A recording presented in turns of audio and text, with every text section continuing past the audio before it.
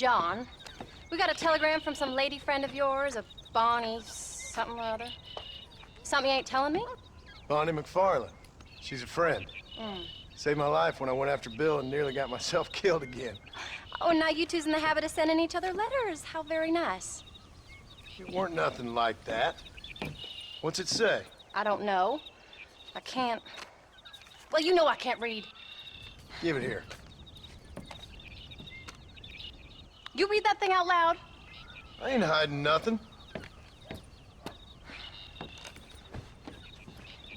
Dear Mr. Marston, stop. Need corn sacks. Stop. Emergency. Stop. Weevils and moths ate entire county supply. Stop. Can you help? Not exactly the most romantic request, now is it? I guess not. She saved your life, you say? Yes, ma'am. Well, then you're gonna have to help her and her family out. We've got a plentiful supply of corn sacks over near the silo. About the one thing Uncle didn't manage to have stolen while we was gone. Okay. Hurry back, John. And John, what's she like? You know. A little bit like you, I guess. She's a woman in a man's world.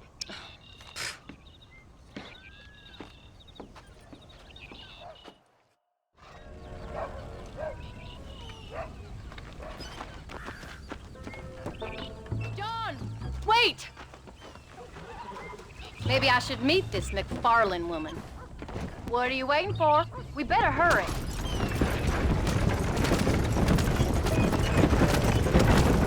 I don't think I can let you go off again without me. Fair enough. I'm glad of the company. You only had to ask. Ask? I was waiting for you to ask me. I thought you'd want to keep an eye on the boy. Oh, while you were off cavorting with cowgirls in the next county? I don't think so, John Marston. Are you sure this is the right way? You only just got home. That Jack's seen enough of me for a lifetime. So, is she married? This Bonnie McFarland? No. What does she look like? I don't know. Pretty normal, I suppose. Normal? What? Normal like me? No. Normal as in 2 eyes, mouth, nose, that kind of normal. Besides, ain't no woman fine as you. A little flattery. Now we're finally getting somewhere. If you find yourself in a hole, the first thing to do is stop digging. Another pearl of wisdom from John Marston.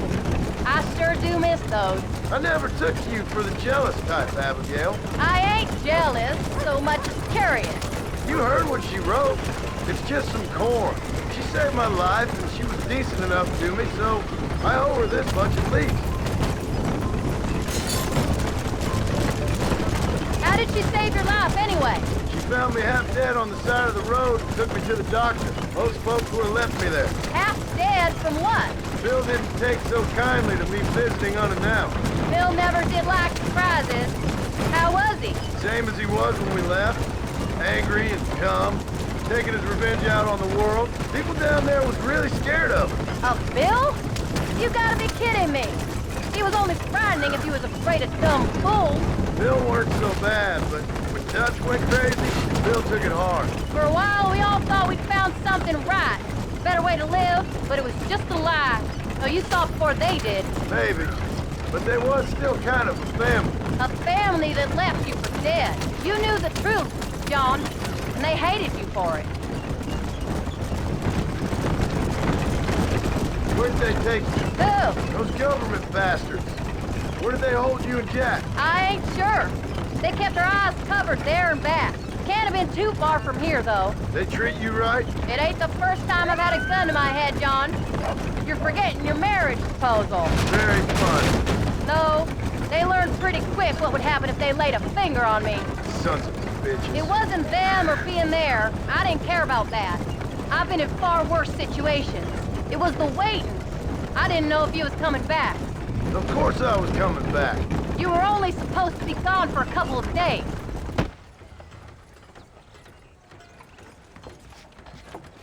You came. Thank you so much. We lost the entire harvest. Miss McFarland, I'd like you to meet my wife, Abigail. Oh, ain't you quite the gentleman all of a sudden?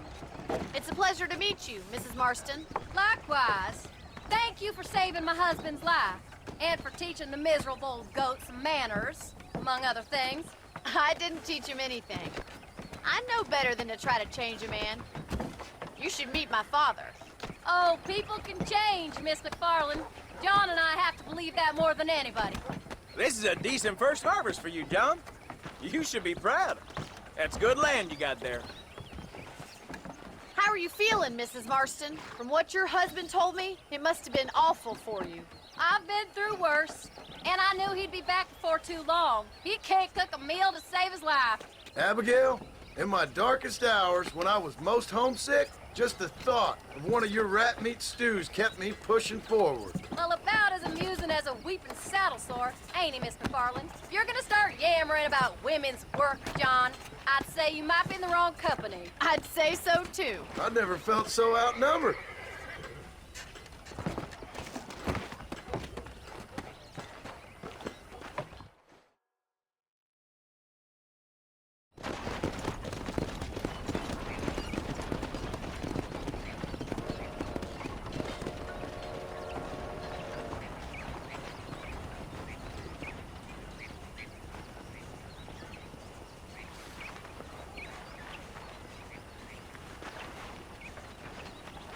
Ma'am?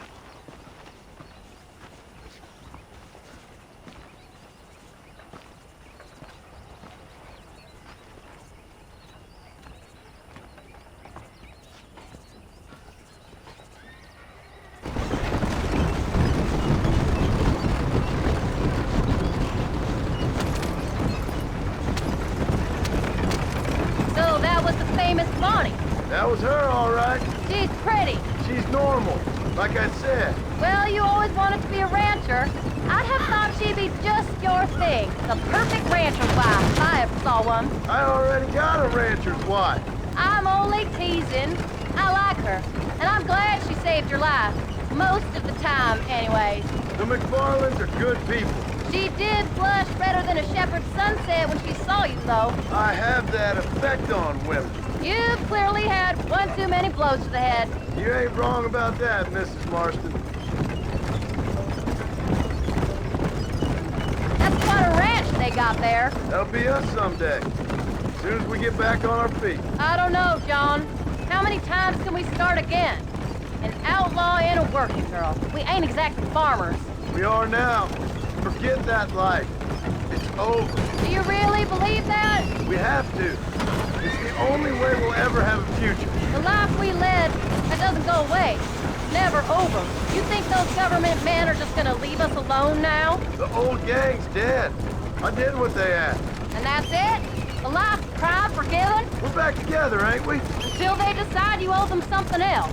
Sometimes I think I was the stupid one for believing I could get out. Maybe Dutch, Bill, and Javier were just being honest with themselves. You ain't perfect, John, and I sure ain't. But you're better than they are, than they were. Maybe we can't change. But we gotta try, for Jack's sake. Even if we have to start again 100 times. It's better than going back to what we were. How's Jack doing? Angry, upset.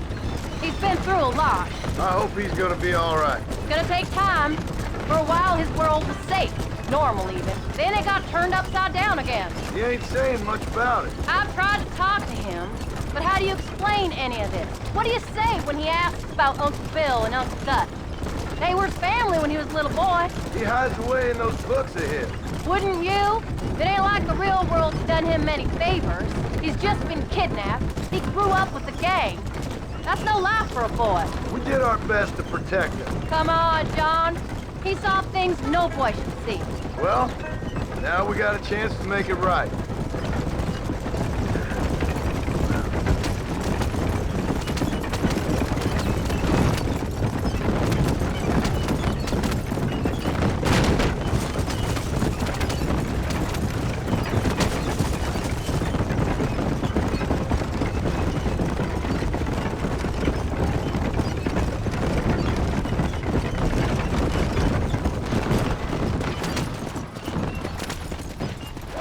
I think we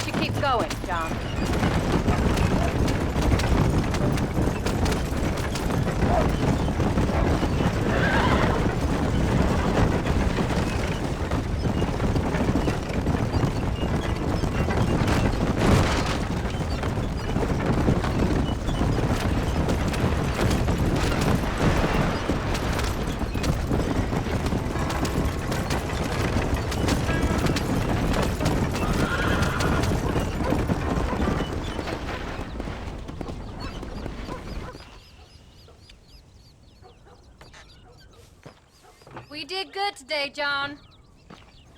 I guess I better go fix us something to eat.